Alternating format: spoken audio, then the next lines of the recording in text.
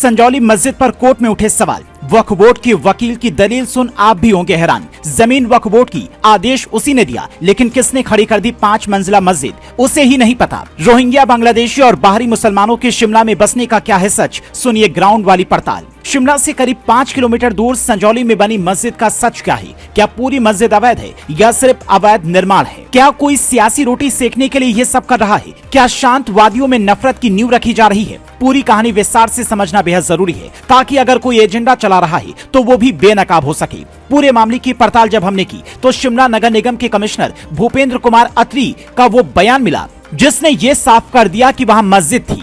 संजौली मस्जिद का जो मामला है वो है अनऑथराइज्ड कंस्ट्रक्शन का, कि वहां पर मस्जिद एग्जिस्ट करती थी। ये वही कमिश्नर साहब हैं जिनकी अदालत में ये मुकदमा पहुंचा। वो पहले वक्फ बोर्ड की दलील सुनते हैं, वकीलों की दलील सुनते हैं, फिर इस नतीजे पर पहुंचने की ऐसे में ये समझना भी जरूरी हो जाता है कि आखिर कमिश्नर साहब के इस दावे का आधार क्या है। तो इसका कनेक्शन मिलता है पंजाब से। साल 1966 तक पंजाब और हिमाचल एक ही राज्य थे। तब पंजाब वक्फ बोर्ड के अधीन ये हिस्सा था। संजौली में बड़ी और छोटी मस्जिद के रूप में उसने 2 जगहों को दिखाया, इसीलिए मस्जिद की बात साबित होती है। अब सवाल ये उठता है कि जब कागजों पर यहाँ पर मस्जिद है तो हंगामा क्यों बरपा है? तो इसके पीछे की वजह है अवैध निर्माण और सियासत। साल 2010 में इस मस्जिद में अवैध निर्माण का काम शुरू हुआ। नगर निगम ने नोटिस दिया, एक के बाद एक करीब 40 नोटिस जारी हुए, लेकिन किसी ने कोई जवाब नहीं दिया। काम चलता रहा, पर असली विरोध तब शुरू हुआ जब विधानसभा के भीतर कांग्रेस सरकार में मंत्री अनिरुद्ध सिंह ने इसका मुद्दा उठाया।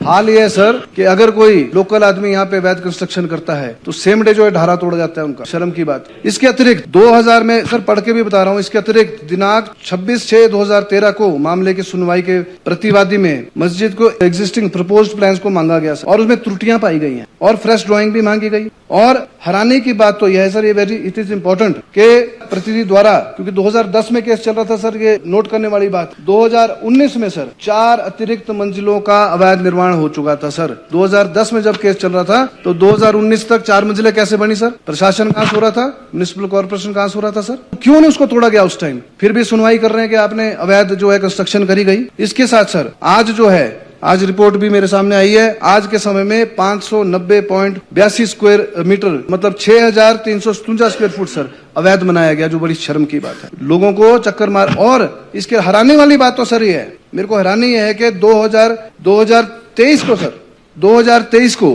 कॉर्पोरेशन को पता चल रहा है कि जिसके खिलाफ जो सुनवाई में आ रहा है उसका कुछ लेना देना ही नहीं है।